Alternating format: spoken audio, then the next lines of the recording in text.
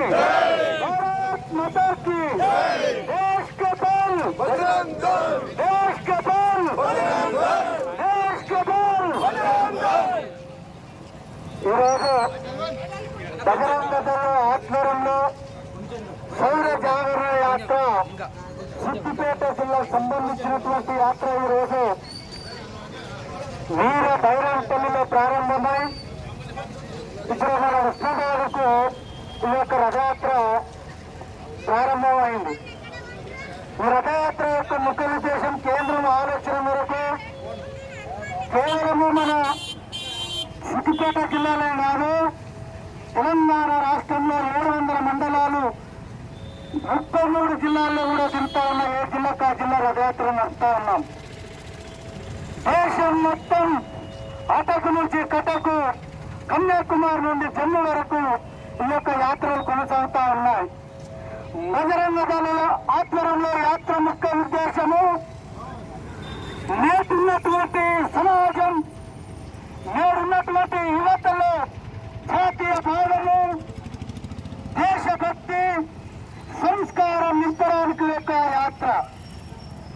గత 1947 సంవత్సరాల దూరంలో పోరాడి వీరమరణం పొందినటువంటి యొక్క వీరుల చరిత్ర ఇప్పుడున్నటువంటి సమాజానికి తెలియదు.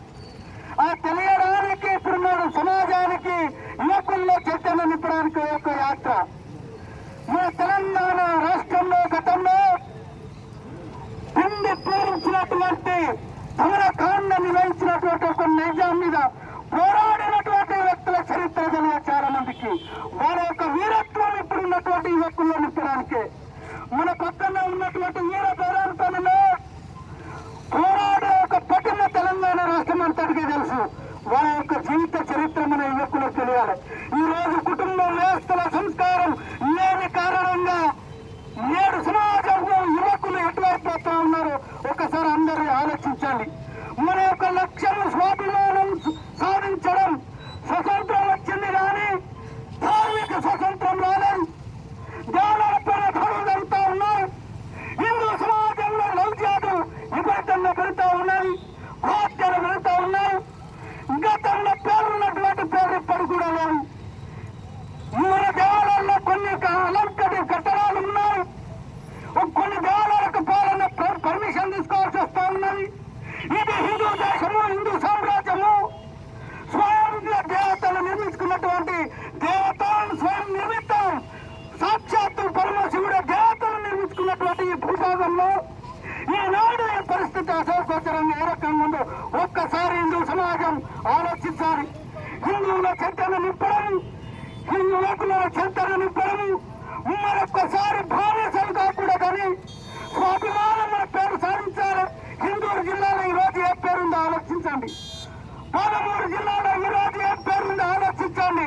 మనం ఉన్నటువంటి పట్టణం ఏ పేరుందో ఆలోచించండి. పూర్వకాలం ఏ పేరుందో ఆ ఎన్నటికైనా మన స్వాభిమానం పేరు సాధిస్తే మనము నిజమైన స్వాతంత్రం.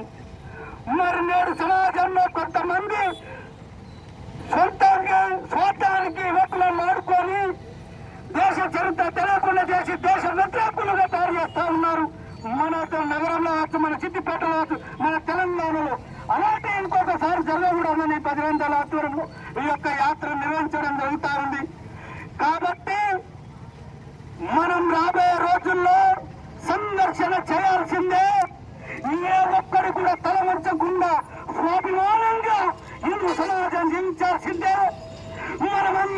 మన చాలా మంది అంటుంటారు, అరే హిందూ సమాజంలో ఎన్ని కులాలు ఉన్నాయి, ఉత్తర భారతం ఉత్తరోడు, దక్షిణ అని మన లోపలనే కొంతమంది దుర్మార్గులు విషపూరిత ఆలోచనలు నింపుతా ఉన్నారు. మరి పండుగలు వస్తే దేశం మొత్తం ఒకేసారి జరుపుకుంటూ ఉంటాం కదా, ఎక్కడ ఏర్పాటు ఉంది ఒక్కసారి ఆలోచించండి. హిందూ సమాజంలో ఉన్నామని హిందువులందరూ ఒకటే చాటి చెప్పడానికి, హిందువులను చైతన్యం నింపడానికి ఈ యొక్క యాత్ర యువకులను ఎవరు కూడా వారికి బానిసలుగా కాకూడదనే ఉద్దేశంతో ఈ బజరంగ దళ యొక్క యాత్ర. కాబట్టి ప్రతి ఒక్కరు స్వాభిమానంతో జీవించాలి. అంతేకాకుండా ఈ రోజు మన పైన అవాకులు చవాకులు పెడతా ఉన్నారు కొంతమంది. గోమాంసం తినటువంటి దగ్గర మనం